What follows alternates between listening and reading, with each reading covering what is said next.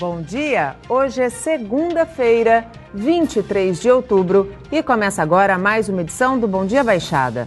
Eu sou Nathalie Nanini e vamos juntos até às 9 horas da manhã. Abrimos a semana falando sobre justiça da família no caso de separação e criação de filhos. Para tratar dos temas, o Bom Dia Baixada recebe a psicóloga, terapeuta de família e casal, Márcia Atique. Márcia, seja muito bem-vinda ao nosso programa. Muito obrigada. Muito obrigada. Bom dia e boa semana para todos. E também a advogada e especialista em direito de família, Cristiane de Pinho Vieira. Doutora Cristiane, muito bom dia, seja muito bem-vinda ao nosso programa. Bom dia, eu gostaria de agradecer a oportunidade e também estou aqui representando o escritório Zamari Marcondes, que também a gente é especialista nessa área do direito de família. E vamos aqui, né, tentar dirimir as dúvidas das pessoas, que são muitas. E é um tema bem controvertido. E vamos lá. Você que está em casa a partir de agora ou saindo de casa com seu smartphone em mãos, também pode participar do nosso programa através do nosso WhatsApp, que é o 13 988779496, ou pela nossa fanpage no Facebook, onde nós já estamos ao vivo. Doutora Cristiane, a separação de um casal que tem filhos deveria ser, pelo menos, tratada com bastante cuidado, especialmente para aqueles que têm crianças pequenas. Nesse sentido, juridicamente, já há uma evolução? Sim, há uma evolução. Hoje, o sistema de guarda, que é através da lei de 2014, é da guarda compartilhada. Então, para evitar até a alienação parental, para dirimir esses problemas, então veio esse sistema para estar amenizando, mas não que seja um remédio, né? Mas a sociedade hoje ela está se modernizando muito, então aquela ideia de família patriarcal, monoparental, ela está mudando muito, né? Hoje nós temos famílias socioafetivas, nós temos família sociedade homoafetiva, que é até reconhecida pelo Supremo Tribunal Federal, sim, a união estável entre essas pessoas. Então está havendo uma grande, vamos dizer assim, uma grande revolução nesse meio, né? Então o que a gente tem que fazer? A conversa e o respeito e passar isso para as crianças, né? Porque realmente hoje as crianças elas sofrem muito com a separação, hoje divórcio, porque hoje não se fala mais em separação, que agora é divórcio, mas sempre tem aquele sofrimento que isso não tem como fugir. Mas tem uma série de remédios hoje, até que o judiciário está passando, como a mediação, no caso que acompanhamento psicológico, até por parte do Estado, por parte do Estado. Então, num processo desse, então, tem uma série de vertentes onde realmente pode dar toda essa assistência para a criança. Então, há uma modernidade, inclusive no Código Civil, no Código de Processo Civil, a mediação é uma forma de estar dirimindo todos esses conflitos. Essa era a minha próxima pergunta, inclusive. A mediação, no caso de justiça de família, ela deve ser valorizada? Muito valorizada. Inclusive, juridicamente, qualquer processo judicial hoje, onde há o divórcio, onde há a disputa pela guarda do filho, a mediação se torna imprescindível. E os resultados, eles são apresentados quando ela é uma medida adotada, os resultados são positivos? São positivos. Pode ser que demore um pouco mais, porque tem várias sessões, né? O juiz, ele não tem aquele conhecimento técnico, né, de um psicólogo. Então, para ele estar julgando, o que ele faz?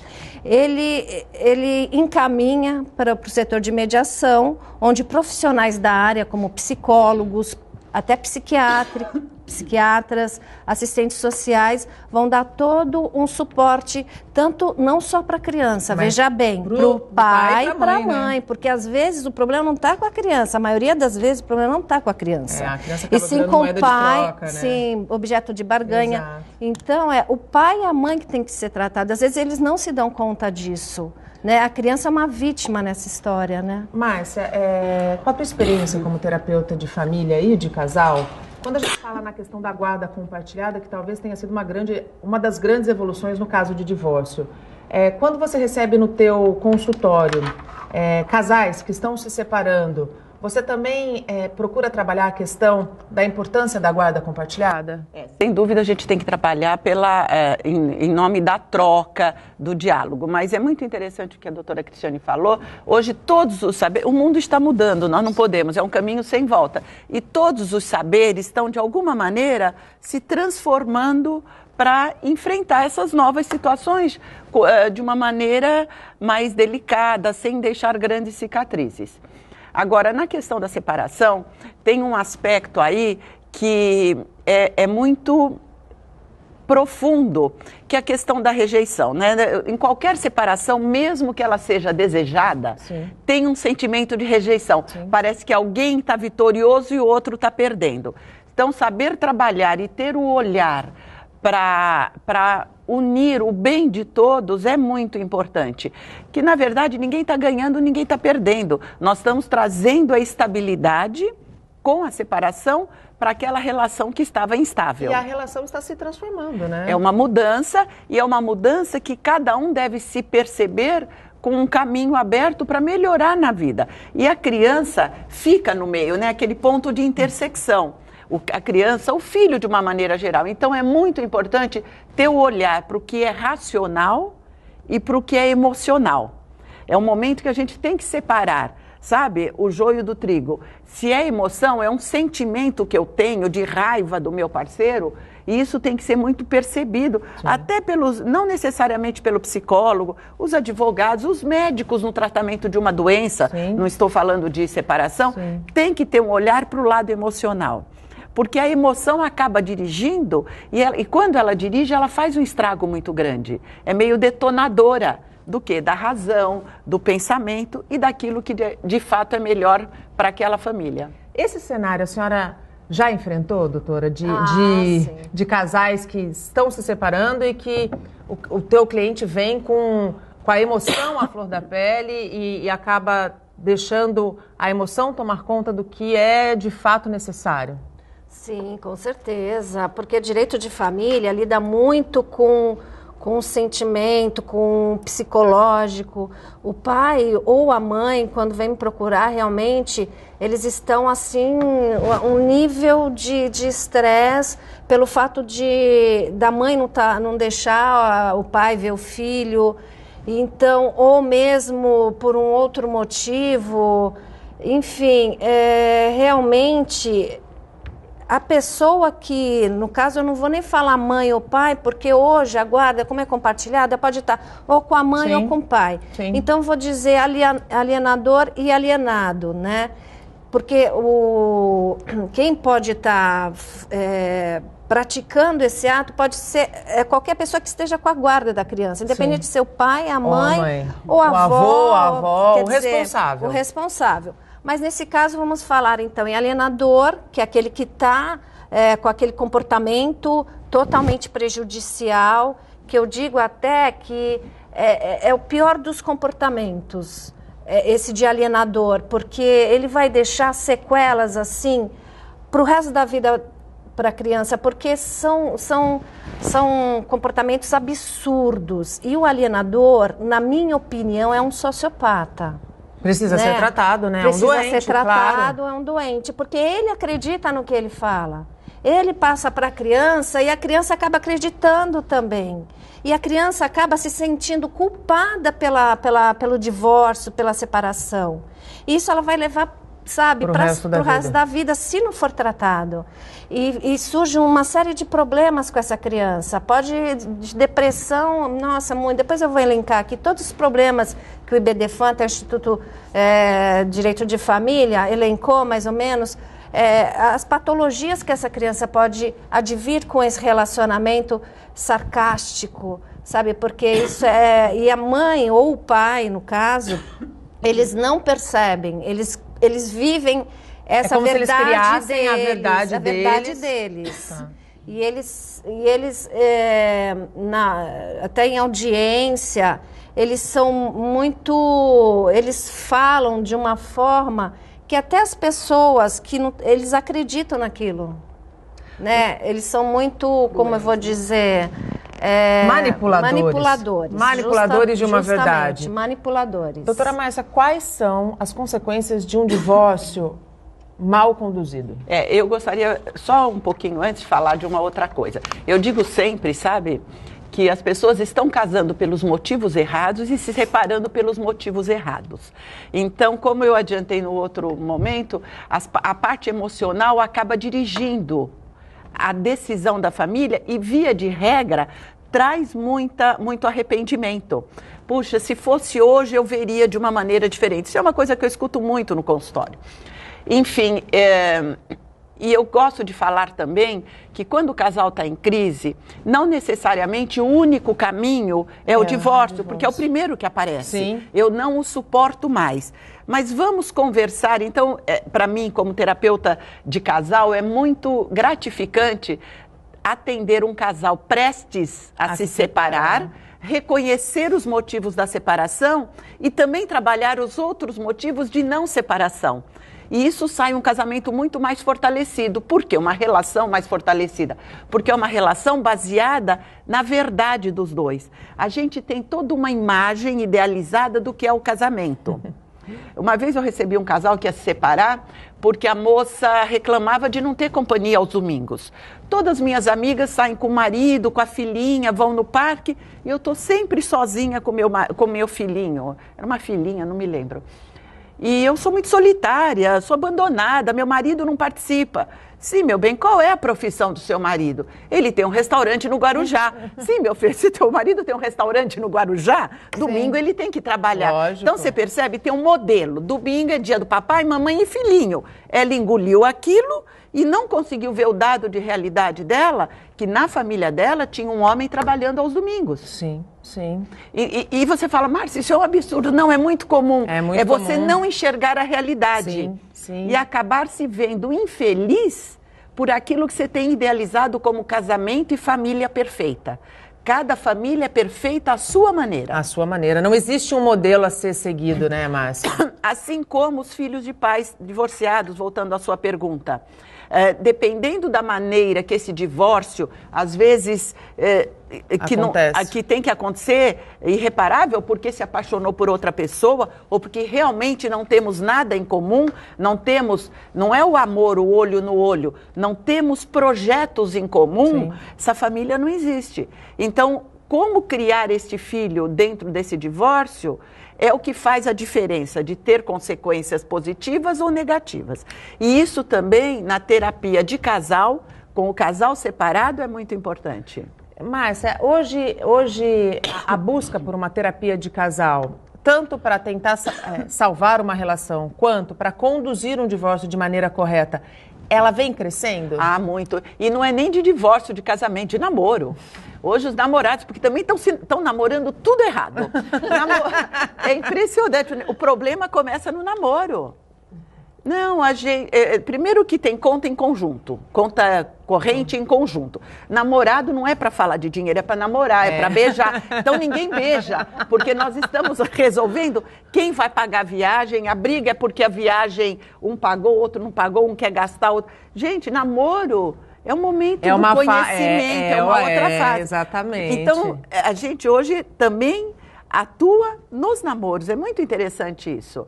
Mas para namorar como era antigamente, não. Para namorar de uma maneira sadia, né? Construtiva. O namoro é a parte construtiva do casamento. Exatamente. Então, quando vem o casal em crise, qual é o primeiro momento? Como vocês se conheceram?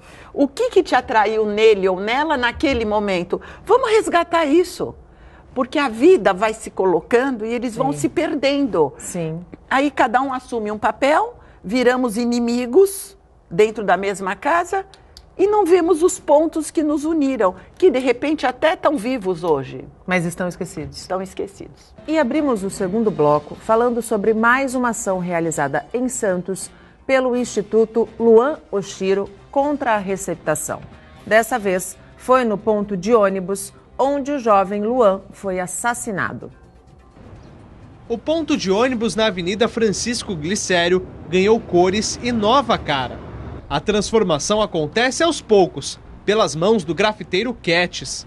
No local marcado pela violência que provocou a morte do jovem Luan, um alerta: comprar produtos furtados ou roubados também é crime. A receptação ela fomenta o crime, né? É a receptação que faz com que o bandido vá para a rua, que ele vá assaltar. Então, em vez de tristeza, eu quero que essas pessoas multipliquem essa ideia, levem adiante a campanha de combate à receptação. Você está comprando algo, mesmo que teoricamente você esteja sendo beneficiado com um valor mais baixo, alguém pode ter perdido a vida para aquilo acontecer. Então, eu acho que é muito importante a gente parar, pensar o que faz, pensar nossos atos. Eu acho que contribuir com a arte para isso é algo muito gratificante e eu estou feliz pra caramba por estar participando disso. Voluntários também entregaram panfletos para conscientizar a população. A iniciativa faz parte do projeto Luan Vive, criado pelo pai, Paulo Oshiro. Em 2015, o filho de 18 anos foi assaltado e friamente assassinado neste local por causa de um celular, trabalho que já ultrapassa os limites de Santos.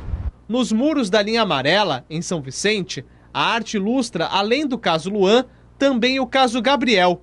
O adolescente de 16 anos foi morto a facadas e teve a bicicleta roubada em abril deste ano. Era um local também marcado pela dor, um local marcado por uma tragédia que se tornou um local de conscientização, né? Um local que as pessoas param, pensam, né? E falam assim, o garoto, seus sonhos foram interrompidos por conta de uma bicicleta velha, né? Um celular e uma mochila. E o Luan também, ele perdeu a vida por conta de um celular. Então, fica marcado, eu acho que faz com que as pessoas comecem a refletir.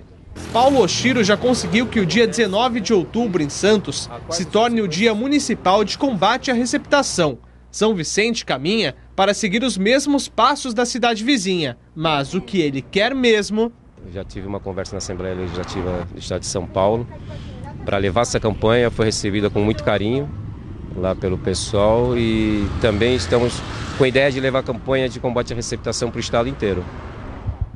É a iniciativa que começa num pontinho e se espalha para o país todo. Eu espero que realmente as autoridades percebam a importância de se falar sobre o tema receptação, porque a gente não pode mais ver jovens perdendo a vida por conta de um celular, por conta de uma bicicleta, e depois ver o que foi responsável pelo fim dessa vida sendo vendido num comércio clandestino.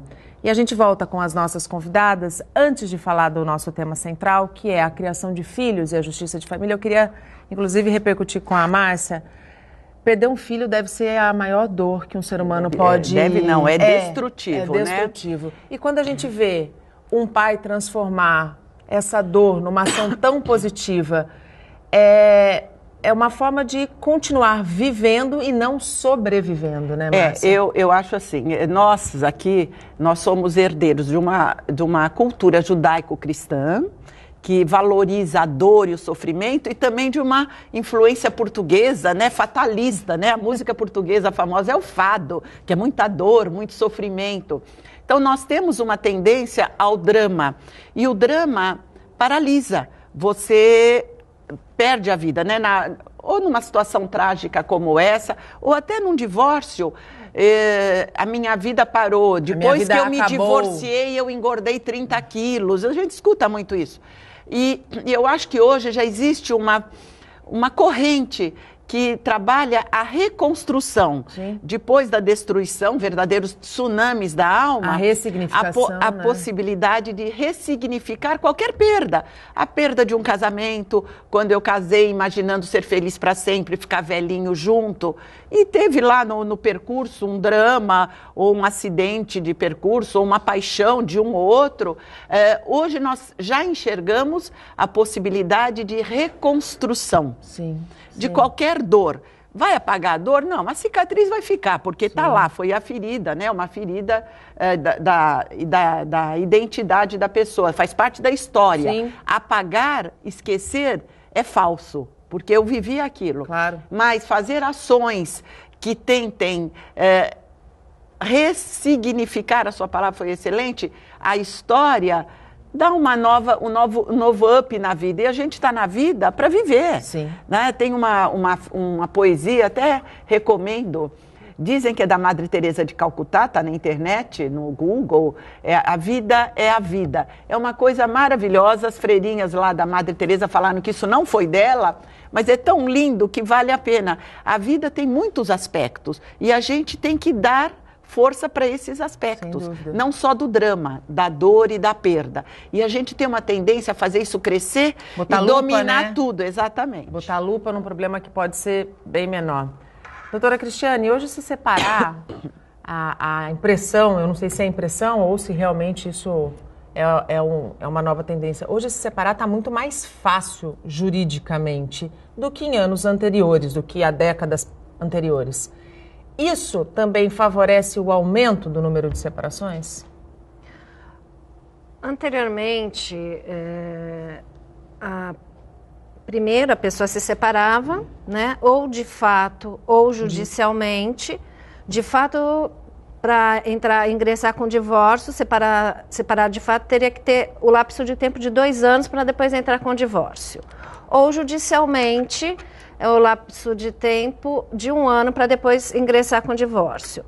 Eram necessárias audiências, testemunhas, enfim. Era um processo um pouco mais complexo. E traumático. E traumático, porque testemunhas, às vezes as testemunhas iam lá, acabavam mentindo. Bom, enfim, era bem complicado.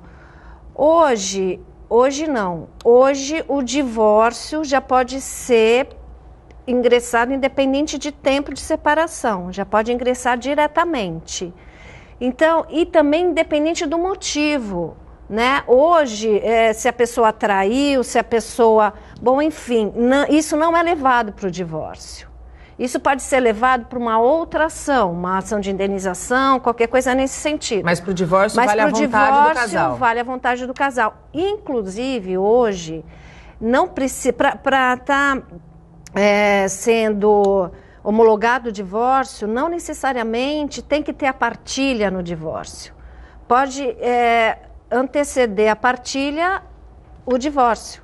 E depois entrar depois, com uma discussão, uma ação para partilha de bens. Não, já é tudo na mesma ação, só que fica sobrestado. Ou também pode entrar depois com uma outra ação para partilha de bens.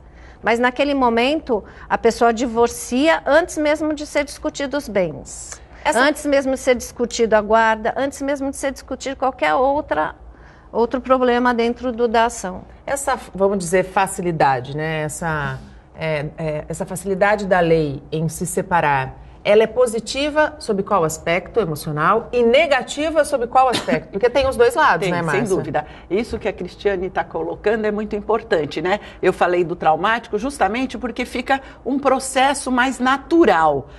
É uma fase depois da outra. Vamos resolver. Agora, nós dois não nos suportamos, vamos nos separar os dois. O resto vamos discutindo. Então, a evolução da justiça nesse sentido diminui o trauma. Por outro lado, a facilidade, eu não sei, eu não entendo muito, mas parece que tem casos que pode ser feito até no cartório, né? Sim, quando não tem bens, tem filhos. Mas aí, no caso, os filhos têm que ser maiores e não ter litígio. Exatamente. Então, às vezes, essa facilidade, ela corresponde a um momento emocional, que depois acaba trazendo arrependimento. Eu não sei, Cristiane, pode falar quantas vezes você anulou uma ação de divórcio? Sim. Anulou muitas vezes? Não, eles entram com divórcio e depois eles se arrependem, se arrependem, mas aí, se arrepender depois de homologado o divórcio, eles têm que casar novamente. Então, mas isto não é incomum. Não é incomum, não, já aconteceu. Por conta dessa facilidade na emoção, hoje eu não te suporto, e todos nós temos um momento, até entre pais e filhos, irmãos, todos, cônjuge, que no momento eu não quero ficar sozinho, me dá um tempo. E esse tempo, às vezes, é encarado como um grande problema da relação. E não é, né? Não é. Tanto é que eu, quando recebo casais, terapeuticamente falando, numa crise dessa, eu sempre peço que eles me deem um tempo de 9 meses. Eu uso os 9 meses, simbolicamente, um renascimento. Exatamente. Para depois realmente fazerem de fato o divórcio. Vamos 9 meses discutir, ver quais são as questões que estão emperrando a vida de vocês. Naquele processo de rediscutir o casamento. Sim. Eu sempre peço um tempo, e usei os 9, podia ser 1 ano, mas 9 meses no sentido, vamos renascer. Às vezes eu vou renascer como pessoa, claro, e resolvo que realmente não é dentro do casamento que eu existo. Sim. Sabe? Sim. E até para evitar isso. E aí, quando vai para o divórcio, vai uma coisa madura, tranquila, decidida. Sem mas, doutora Márcia, às vezes o casal vai me procurar, mas a gente sente quando eles não estão, sabe, ainda tem sentimento quando tem muita entre raiva, os dois, muita raiva. Então, várias vezes eles vão no escritório, a gente vai conversando, vai segurando. Então, eles estão, mas não estão. É isso aí. Querem, aí eles mas voltam, não querem. A gente já vê que eles já estão mais... Então, até eu indico que vá procurar um profissional para fazer terapia, para eles estarem se descobrindo, porque não é porque eu estou ali para fazer o divórcio, para ganhar meus honorários, não. A gente tem o quê? Que direcionar para o bem-estar deles. Quando vem com muita mágoa e raiva, sim, são sentimentos que encobrem a realidade. Não é o momento, justamente. Quando a gente passa quando um casal passa por um divórcio que não é consensual e aí vai para litígio, e esse casal tem filhos, muitas vezes essa criança vira moeda de troca, de barganha, sim, como nós dissemos rapidamente no primeiro bloco. E aí acontece o que a gente também falou rapidamente, que é a alienação parental. Alienação parental. Para quem está em casa entender, como se faz, como uma pessoa aliena parentalmente uma criança? Bom, a alienação parental tem uma lei. Alienação parental é prevista em lei. Uma lei de 2010, inclusive, porque é uma lei número 12.318 de 2010. Então, essa lei, o que é alienação parental? Vamos lá. É a interferência na formação psicológica da criança.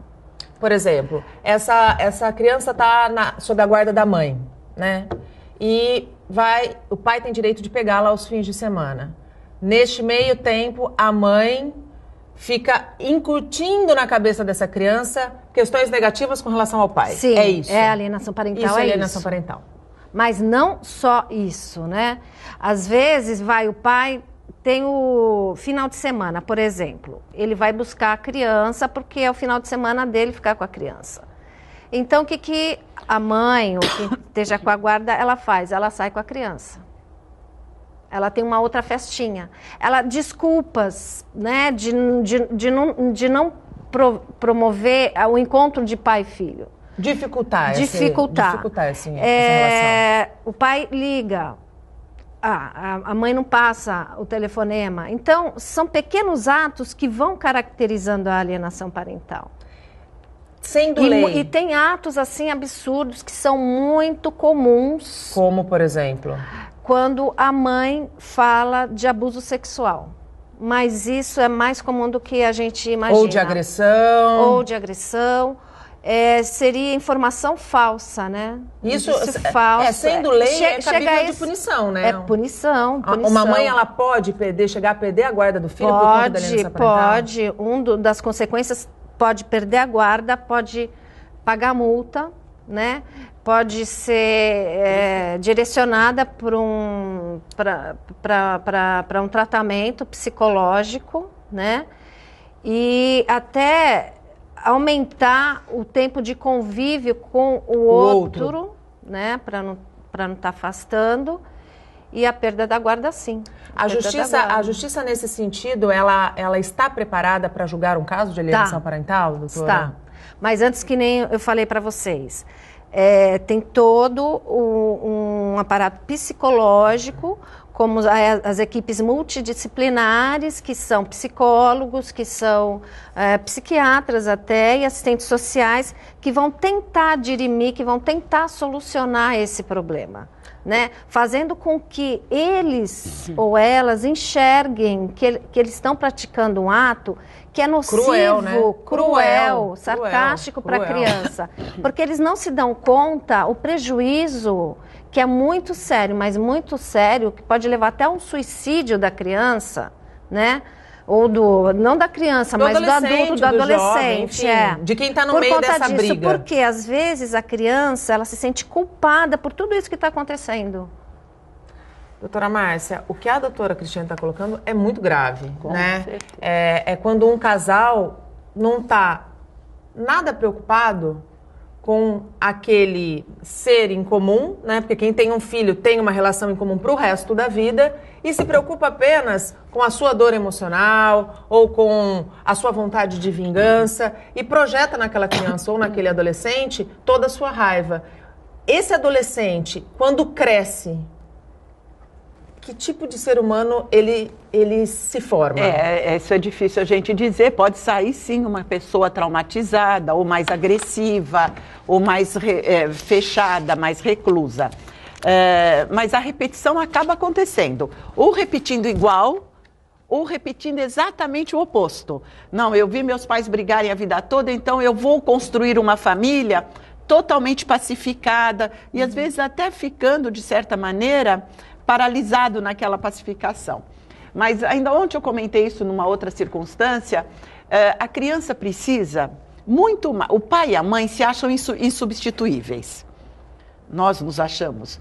Até somos até certo ponto, mas o que a criança precisa mesmo é de um lar. Sim. O lar independe de estar todo mundo junto, mas precisa ter harmonia, precisa ter respeito entre os pares. Porque, assim, a própria criança ou adolescente enxerga. O pai ou a mãe agindo assim está negando a capacidade desse filho de perceber o pai ou a mãe Sim. como ela é, com seus defeitos e com as suas qualidades. Sim. Eu quero impor ao meu filho os defeitos do pai. Sim. O tempo vai fazer isso. E este filho, naturalmente, vai entender e vai introjetar o pai do jeito que ele é. Meu pai é uma pessoa muito legal, mas ele é muito irresponsável. Olha, meu pai não foi um bom pai, mas ele sempre foi um homem trabalhador. E a criança vai construindo este pai ou esta mãe. Essa criança cresce, né? E ela mas cresce é isso que eu quero dizer. Percebendo, né, o ambiente. E os pais negam essa possibilidade do desenvolvimento e da análise do filho. E essa análise, ela tem que ser desenvolvida na psique do filho de uma maneira natural. Eu não deixo o meu filho com meu marido porque meu filho é agressivo.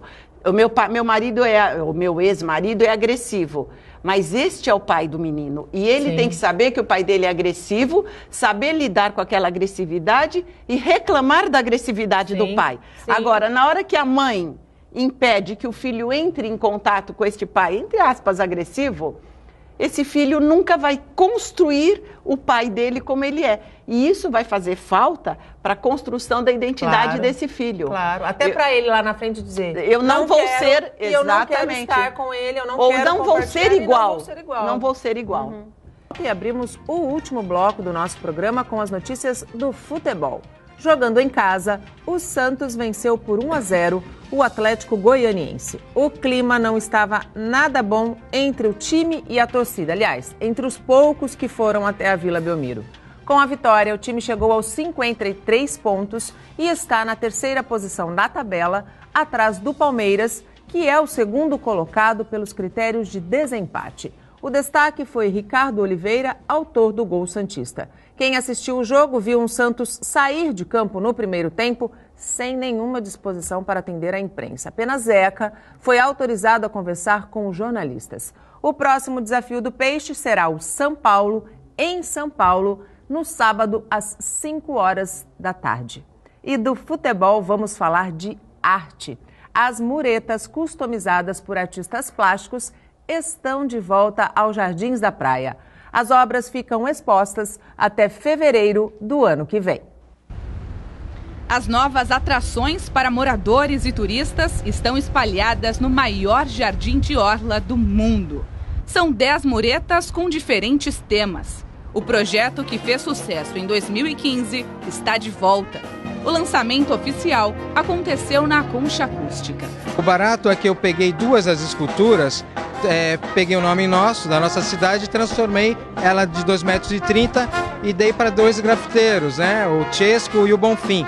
Então, cada escultura tem uma pintura diferente, um estilo diferente, uma energia diferente, né? Uma das artistas é Márcia Okida. A mureta teve como inspiração técnicas de um artista plástico russo junto com um design japonês. A inspiração vem do próprio Kandinsky, do pintor Kandinsky, e tem todo o meu estilo de design autoral, né, que é um estilo mais minimalista, que gosta muito de trabalhar com cor, muito inspirado no design japonês minimalista. E como eu sou muito oriental, gosto das coisas orientais, tem uma pegada de origami, né? Tanto é que algumas pessoas que já viram falam que aquelas flores parecem origami. É para parecer mesmo, mas não é para ser, é para lembrar. Esta mureta na Fonte do Sapo reúne 26 imagens feitas por pessoas ao redor do mundo a partir de aparelhos móveis. O tema é mudanças climáticas. A criação foi desses 3 fotógrafos que há um ano têm um grupo de fotos em uma rede social. A gente queria um tema que mostrasse, né, como que está a situação atual do planeta, né, que as pessoas se conscientizassem com essas imagens. Tem fotos da China, temos fotos da Índia, da Europa, não é somente de Santos e do Brasil. Reunir esse time de 10 artistas, todos com uma ligação com a cidade, não foi uma tarefa fácil. Aqui em Santos nós temos muita gente boa. Então eu fico observando durante um tempo, né? E pesquisando no Face, pesquisando nas galerias. E é muito bom, porque você fica em dúvida por ter tanta gente legal e acaba escolhendo pessoas bem diferentes uma das outras para as obras também ficarem bem diferentes uma das outras. Quem passeia pelo calçadão da Orla agora tem mais motivos para prestar atenção nos jardins, para apreciar ou fazer um clique. As muretas ficam expostas até fevereiro. A primeira edição nós íamos deixar a mureta na praia só por 2 meses no máximo. Ela ficou quase um ano. E quando nós retiramos, até para pôr na Pinacoteca, que foi um presentão, o pessoal reclamou. Então deu para sentir que foi bem-vinda, né? Foi um sucesso. A segunda edição espero que seja tão boa quanto a primeira. Ai, será? Porque o maior jardim aberto do mundo já é lindo. Ficou ainda mais lindo com essas esculturas que retratam temas diversificados e extremamente atuais. E voltamos com o nosso tema central. Ao longo do programa, estamos debatendo questões ligadas à justiça de família e criação de filhos. Participam do Bom Dia Baixada a psicóloga, terapeuta de família casal, Márcia Atique, e a advogada, especialista em direito de família, Cristiane de Pinho Oliveira. Ainda dá tempo de você participar pelo nosso WhatsApp ou pela nossa fanpage. Queria voltar, abrir o nosso último bloco com a seguinte pergunta, doutora. Quando a gente pensa numa separação, a gente pensa também naquela questão da guarda. Muita gente diz que a guarda vai direto para a mãe num primeiro momento. Isso é verdade ou isso é mito? Hoje, como eu já tinha falado, o sistema, a regra é a guarda compartilhada. Ou seja, isso não quer dizer que seria uma guarda alternada que tem diferença. A guarda compartilhada, a criança ela tem uma casa de referência, né? Na guarda alternada, não. Ela fica 15 dias na casa do pai, 15 dias na casa da mãe, então ela não tem uma referência de residência. O que eu acho que é até um pouco prejudicial. Sim. Mas depende também de cada caso, da convivência de pai, mãe. Às vezes realmente pode agregar ou não, isso depende. Mas na guarda compartilhada, geralmente, como é referência a uma casa, então geralmente é a casa da mãe. Mas geralmente, mas não que seja obrigatoriamente da mãe. Casa da mãe. Isso depende da melhor condição que possa ser passada para a criança, o que ela necessita. Se de repente é melhor ela ficar com o pai, porque tem mais condições de ficar com a criança, ela vai ficar com o pai. Se tem mais tempo, se tem mais liberdade no trabalho, então ela vai ficar com o pai. Né? E essa é uma decisão que deve ser de comum acordo entre o casal. De comum quando a gente acordo, fala de guarda compartilhada. Mas, na minha opinião, a guarda compartilhada é independente de ser de comum acordo ou não. Tem que ser regulamentada. Tem que ser regulamentada, e se não tiver esse consenso aí, entra mediação, entra estudo psicológico com a criança, porque o psicólogo vai chamar a criança e vai conversar com ela. E ele vai concluir o que seria melhor para a criança. Sim. De repente, a criança está com a mãe, mas ela tem mais afinidade com o pai, ela estaria mais feliz com o pai. Por que não deixar com o pai e a mãe ter também o horário para ficar com ela, né? E vice-versa. Acho que isso tem que ser individualizado. Cada caso é um caso. Mas hoje realmente foi com a modernidade, né? Isso até realmente, com novas formas de família, né? As novas unidades familiares, inclusive. Sim, realmente, não que seja um mito, né? Mas que pode também estar revertendo para qualquer um dos lados. Márcia, até que ponto no processo de separação a criança tem que ser participada? Como deve ser o diálogo nesse caso? Eu acho que a criança deve ser ouvida, porque ao ouvir a criança, você vai identificar não a opinião da criança, mas os medos, as angústias da criança. Quando a doutora Cristiane fala, né, sem querer a gente acaba percebendo que as mulheres ficam sempre num plano de prejuízo, quando você falou de fazer denúncias falsas, né? Sim. Aí eu fui me lembrando aqui que hoje a gente vive um momento de igualdade entre os gêneros, né? As mulheres e os homens. Há uma busca por isso, há uma busca, mas o quanto a nossa sociedade ainda alimentou que estar com a mãe é estar mais feliz. Só que há pouco tempo, isso antes dessas leis todas que foram melhorando essa relação, era assim, o castigo do casal separado, assim, vou te mandar para morar com o seu pai. Tipo, morar com o pai era o castigo, né? O quanto hoje também o direito está mudando. Claro. Os homens, os pais, são bons pais, bons criadores. Podem não ser bons maridos, mas podem ser excelentes pais. Né? Exatamente. Sim. E o quanto, nesse sentido, está existindo uma evolução da sociedade e evolução do ser humano, né? Porque o homem sempre foi alijado do papel de educador, de cuidador da família. E essas leis, a Cristiane foi apresentando, eu fui aqui revendo, nossa, como está tendo espaço para esses homens crescerem como ainda pessoas bem, né? Afetivas. Sem dúvida. Que era assim, o afeto é no colinho da mamãe e o castigo e o dinheiro, os presentes, os pagamentos, a sobrevivência estava com o pai. Sim. Hoje essas coisas estão bem transformadas, esses aspectos. E eu acho que isso é evolução da sociedade, não necessariamente a destruição da família. Pelo contrário. Muito pelo contrário. O reforçamento do sentido de família, estando juntos ou separados. Ou separados. A gente tem uma pergunta no ponto, tem 3 minutos e a gente vai conseguir responder. Pode pôr no ponto, por favor? Gisela Bello, a nossa sempre produtora. Quando fica comprovado que a mãe está fazendo alienação parental, ela pode perder a guarda do filho, né? Pode perder a guarda do filho, pode pagar multa, pode ser determinado que ela vá fazer um tratamento psicológico. Então, não só uma penalidade, pode vir acumulada várias outras penalidades. Então, realmente, ela pode sim perder a guarda do filho, com certeza. Márcia, para a gente encerrar o nosso programa, e eu acho que isso daria até um outro programa, existe uma síndrome dos pais helicópteros atualmente.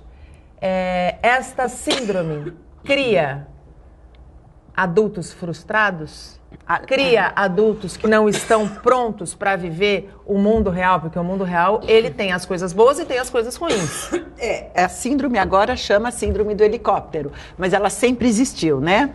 Da criança super protegida, da mãe galinha, aquela que não tira debaixo da sua asa.